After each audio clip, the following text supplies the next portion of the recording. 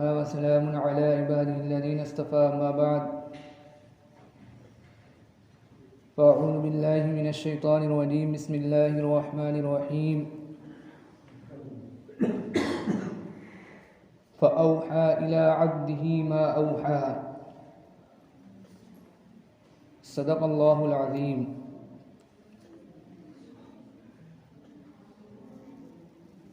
میرے محترم بزرگوں اور دوستوں، پچھلے جمعے کو معراج کے واقعے سے متعلق کچھ باتیں بتلائی گئی تھیں اور معراج کے واقعے کو بیان کیا گیا تھا۔ چونکہ وہ واقعہ جو معراج کا واقعہ تھا، وہ واقعہ تھوڑا واقعہ ہو پایا تھا اور وقت ہو گیا تھا، اس لیے میں نے مناسب سمجھا کہ آج بھی اس جمعے کو بھی اس معراج کے واقعے کو جو باقی رہ گیا تھا مختصر کر کے آپ کے سامنے اس کو بیان کر دیا جائے، تاکہ وہ معراج کا واقعہ جو آدھا رہ گیا ہے وہ پورا مکمل ہو جائے۔ اللہ تعالیٰ سے دعا کریں کہ اللہ تعالیٰ صحیح بات کہنے کی توفیق عطا فرمائے۔ علماء حضرات کے نزدیک مسجد حرام سے مسجد اقصیٰ کا جو سفر ہے اس کو اسرا کہا جاتا ہے۔ سبحان الذی اسری بعبدہ لیلا من المسجد الحرام الی المسجد الاقصیٰ، اور پھر مسجد اقصیٰ سے ساتواں آسمان، اور پھر اس سے بھی آگے سدرۃ المنتہا، اور پھر اس سے بھی آگے اللہ تعالیٰ کی بارگاہ میں حضور پاک صلی اللہ علیہ وسلم کی حاضری۔ علماء کے نزدیک اس کو معراج کہا جاتا ہے، لیکن عام طور پر پورے واقعے کو معراج کہہ دیا جاتا ہے۔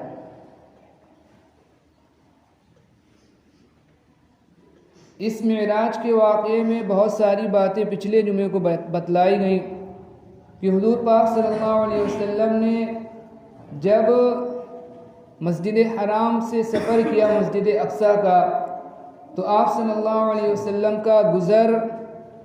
بہت سارے مقدس مقامات سے بھی ہوا، اور ایسے لوگوں پر بھی ہوا جن کو غیبت کی وجہ سے عذاب دیا جا رہا تھا، اور ایسے لوگوں پر بھی ہوا جن کو نماز نہ پڑھنے کی وجہ سے عذاب دیا جا رہا تھا، ایسے لوگوں پر بھی ہوا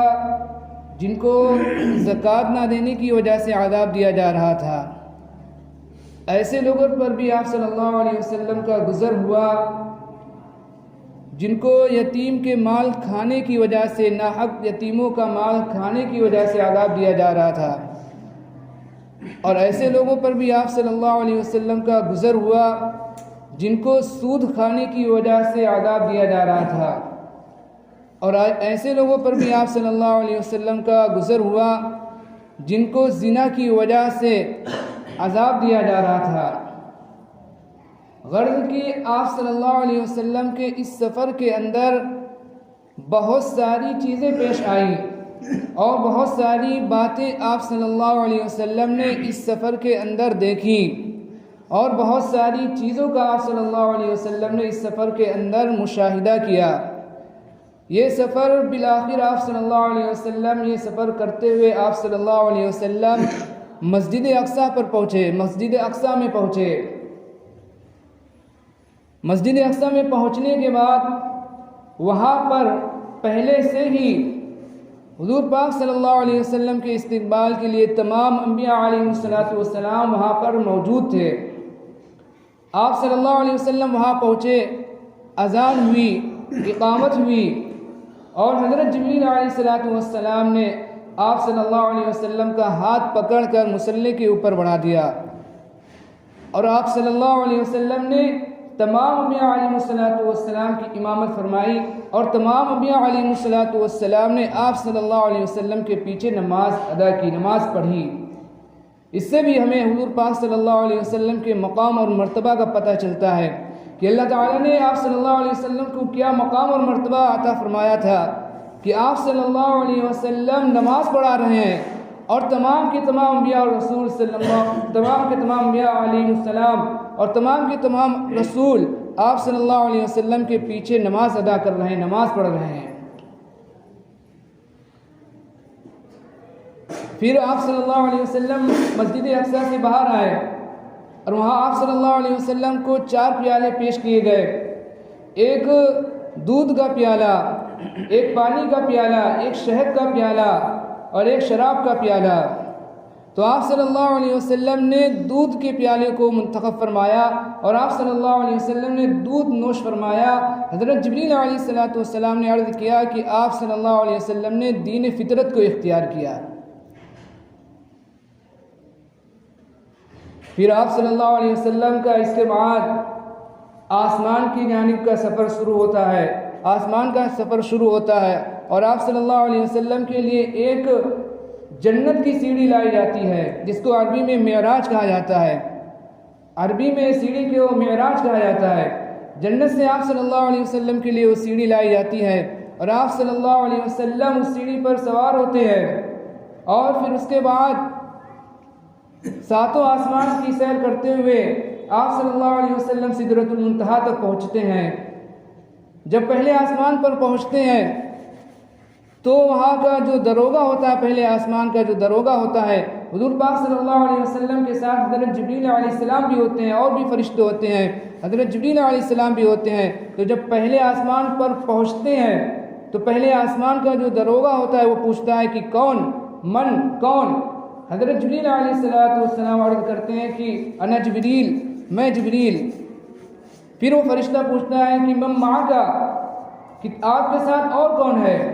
تو حضرت جبریل بتلاتے ہیں کہ میرے ساتھ محمد ہیں صلی اللہ علیہ وسلم۔ تو فرشتہ پوچھتا ہے کہ کیا ان کو بلایا گیا ہے؟ تو حضرت جبریل عرض کرتے ہیں کہ ہاں، ان کو بلایا گیا ہے۔ پھر اسی طرح پہلے آسمان پر فرشتے سے ملاقات ہوتی ہے، فرشتہ سوال کرتا ہے، پھر دوسرے آسمان پر جاتے ہیں، دوسرے آسمان کا جو فرشتہ ہوتا ہے پھر وہ اسی طرح سوال کرتا ہے اور پھر آسمانوں کے دروازے حضور پاک صلی اللہ علیہ وسلم کے لیے کھلتے چلے جاتے ہیں۔ جب پہلے آسمان پر پہنچتے ہیں تو پہلے آسمان پر حضور پاک صلی اللہ علیہ وسلم کی ملاقات حضرت آدم علیہ السلام سے ہوتی ہے، اور جب دوسرے آسمان پر پہنچتے ہیں تو دوسرے آسمان پر حضور پاک صلی اللہ علیہ وسلم کی ملاقات جو ہوتی ہے وہ حضرت عیسیٰ علیہ السلام اور حضرت یحییٰ علیہ السلام سے ہوتی ہے۔ اور جب تیسرے آسمان پر پہنچتے ہیں تو تیسرے آسمان پر حضور پاک صلی اللہ علیہ وسلم کی ملاقات حضرت یوسف علیہ السلام سے ہوتی ہے۔ اور جب چوتھے آسمان پر پہنچتے ہیں تو چوتھے آسمان پر جو حضور پاک صلی اللہ علیہ وسلم کی ملاقات ہوتی ہے وہ حضرت ادریس علیہ السلام سے ہوتی ہے۔ پانچویں آسمان پر ملاقات ہوتی ہے حضرت ہارون علیہ السلام سے۔ چھٹے آسمان پر ملاقات ہوتی ہے حضرت موسیٰ علیہ السلام سے، اور ساتویں آسمان پر حضور پاک صلی اللہ علیہ وسلم کی ملاقات ہوتی ہے حضرت ابراہیم علیہ السلام سے۔ جس آسمان سے آپ صلی اللہ علیہ وسلم گزرتے تمام چاروں طرف سے آپ صلی اللہ علیہ وسلم کے لیے مرحبا کی اور آپ صلی اللہ علیہ وسلم کے لیے مرحبا کی استقبال کی آواز بلند ہوتی۔ آپ صلی اللہ علیہ وسلم کے لیے مرحبا کہا جاتا، استقبال کیا جاتا آپ صلی اللہ علیہ وسلم کا، شاندار استقبال کرتے فرشتے۔ اس طرح آپ صلی اللہ علیہ وسلم ساتوں آسمان سے گزرتے ہوئے اور انبیاء علیہ السلام سے ملاقات کرتے ہوئے آپ صلی اللہ علیہ وسلم سدرۃ المنتہا کو پہنچتے ہیں۔ سدرۃ المنتہا، سدرہ کہتے ہیں بیری کے درخت کو، اور وہ بیری کا درخت اتنا بڑا ہے کہ اس کے جو پھل ہیں وہ بڑے ڈول کی طرح ہیں، اور اس کے پتے جو ہیں وہ بہت بڑے بڑے پتے ہیں۔ وہاں پر جا کر دنیا سے جتنے بھی اعمال جاتے ہیں وہاں پر جا کر رک جاتے ہیں، اور پھر وہاں سے دوسرے فرشتے جو ہوتے ہیں وہاں سے اٹھا کر لے کر اللہ تعالیٰ کے حضور لے کر جاتے ہیں، اور پھر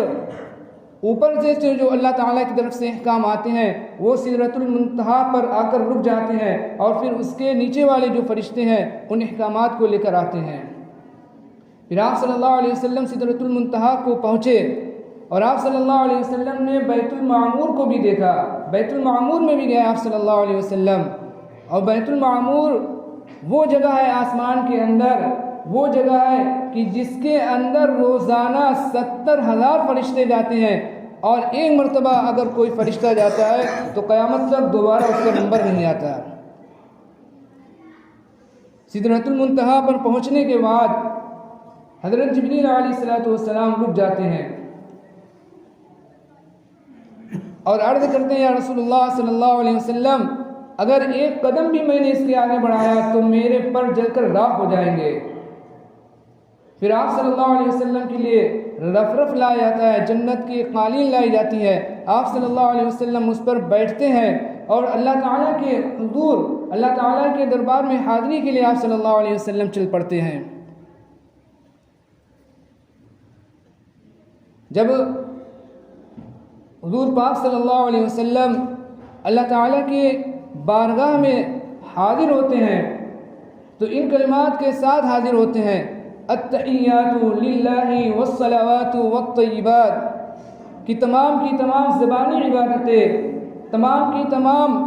جسمانی عبادتیں، تمام کی تمام مالی عبادتیں اے اللہ آپ کے لیے ہیں. التحیات للہ والصلوات والطیبات.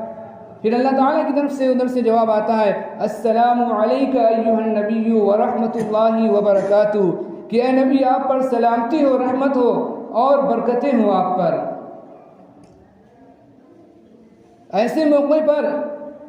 اتنا خاص سفر ہے آپ صلی اللہ علیہ وسلم کا، لیکن ایسے سفر میں بھی آپ صلی اللہ علیہ وسلم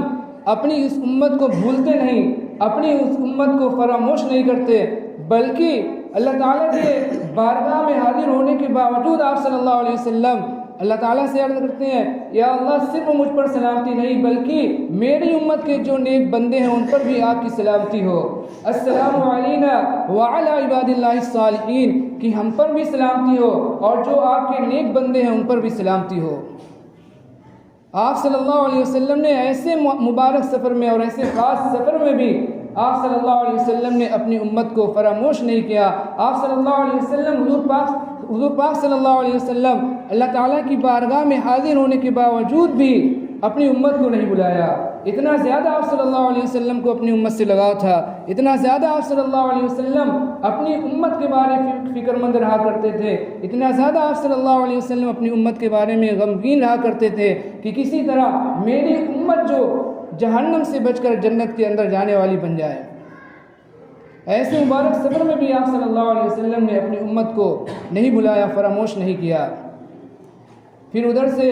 فرشتوں کی جنگ سے آواز آتی ہے اشہد ان لا الہ الا اللہ واشہد ان محمدا عبدہ ورسولہ، کہ میں گواہی دیتا ہوں اس بات کی کہ اللہ تعالیٰ کے سوا کوئی عبادت کے لائق نہیں اور حضرت محمد صلی اللہ علیہ وسلم اللہ تعالیٰ کے بندے اور اس کے رسول ہیں.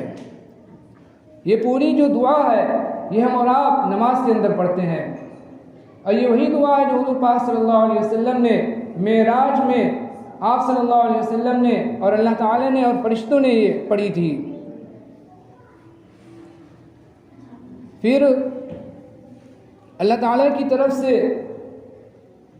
جب آپ صلی اللہ علیہ وسلم حاضر تھے، اللہ تعالیٰ کی بارگاہ میں گئے، تو اللہ تعالیٰ نے حضور پاک صلی اللہ علیہ وسلم کو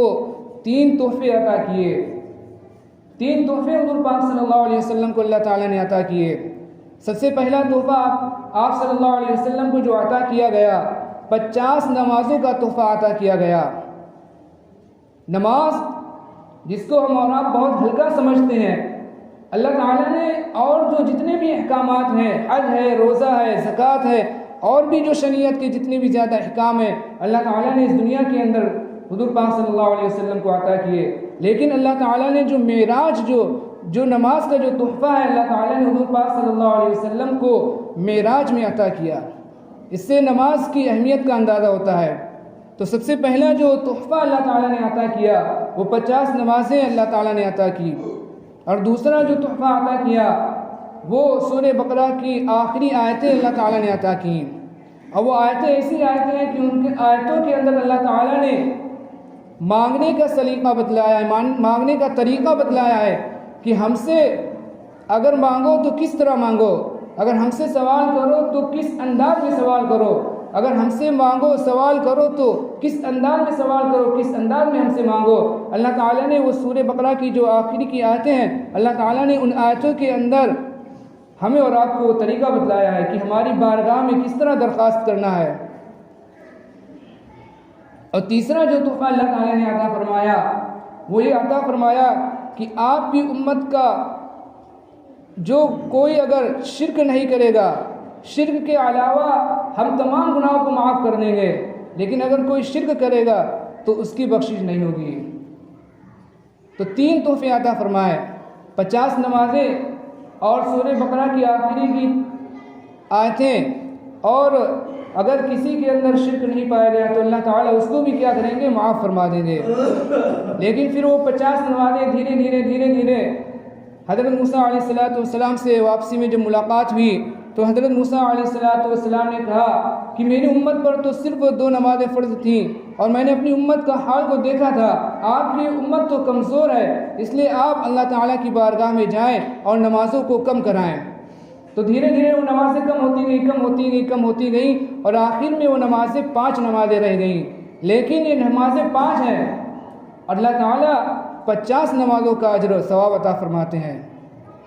نمازیں 5 فرض ہیں لیکن اللہ تعالیٰ 50 نمازوں کا ثواب عطا فرماتے ہیں۔ تو یہ معراج کے اندر حضور پاک صلی اللہ علیہ وسلم کو یہ خاص 3 تحفے عطا کیے گئے، یہ نمازیں عطا کی گئی، نماز اور ایک نماز کا تحفہ عطا کیا گیا، اور ایک سورہ بقرہ کی جو آخری آیتیں عطا کی گئیں، اور تیسرا تحفہ اگر کسی کے اندر شرک نہیں ہوا تو اللہ تعالیٰ اس کی بھی بخشش فرما دیں گے۔ پھر آپ صلی اللہ علیہ وسلم اس کے بعد اپنے یہاں تشریف لائے، مکہ میں تشریف لے کر آئے، واپس آ گئے، اور لوگوں نے طرح طرح کے سوال کی، طرح طرح کے آپ صلی اللہ علیہ وسلم کے ساتھ باتیں بنائیں۔ مشرکین مکہ کو جب آپ صلی اللہ علیہ وسلم کے اس معراج کے بارے میں پتہ چلا، اس واقعے کے بارے میں پتہ چلا کہ آپ صلی اللہ علیہ وسلم راتوں رات جو 7 آسمان کا سفر کر لیا، اور 7 آسمان سے بھی آگے آپ صلی اللہ علیہ وسلم نے سفر کیا، تو انہوں نے طرح طرح کی باتیں بنائی اور طرح طرح سے آپ صلی اللہ علیہ وسلم کے ساتھ باتیں بنائی، استہزاء بنایا، اور جو کچھ ہو سکتا تھا انہوں نے کیا۔ یہاں تک کہ آپ صلی اللہ علیہ وسلم سے یہ بھی پوچھا گیا کہ آپ مسجد اقصیٰ گئے، آپ نے مسجد اقصیٰ کو دیکھا ہوگا، یہ بتلائیے کہ مسجد اقصیٰ میں کتنے طاق ہیں، کتنے روشن دان ہیں، کتنی کھڑکیاں ہیں۔ ایک آدمی اگر مسلسل بھی جاتا رہے کسی مسجد کے اندر، وہ ان باتوں کو بہت مشکل ہے وہ ان باتوں کو بتا سکے، لیکن اللہ تعالیٰ نے آپ صلی اللہ علیہ وسلم کی مدد فرمائی، اور مسجد اقصیٰ کو آپ صلی اللہ علیہ وسلم کے سامنے کر دیا گیا، اور آپ صلی اللہ علیہ وسلم سے جو بھی سوال کرتا آپ صلی اللہ علیہ وسلم دیکھ کر اس کے سوال کا جواب دیتے۔ تو یہ پورا معراج کا یہ واقعہ ہے جو آپ کے سامنے جو مختصر طور پر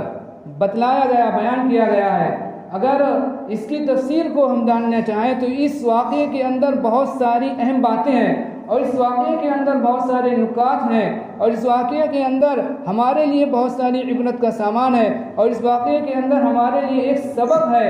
اور اس واقعے کے اندر اس واقعے کو پڑھنے سے ایمان والوں کا ایمان ایک تازہ ہو جاتا ہے، اور اس سے ہمیں حضور پاک صلی اللہ علیہ وسلم کی قدر و منزلت کا اندازہ ہوتا ہے۔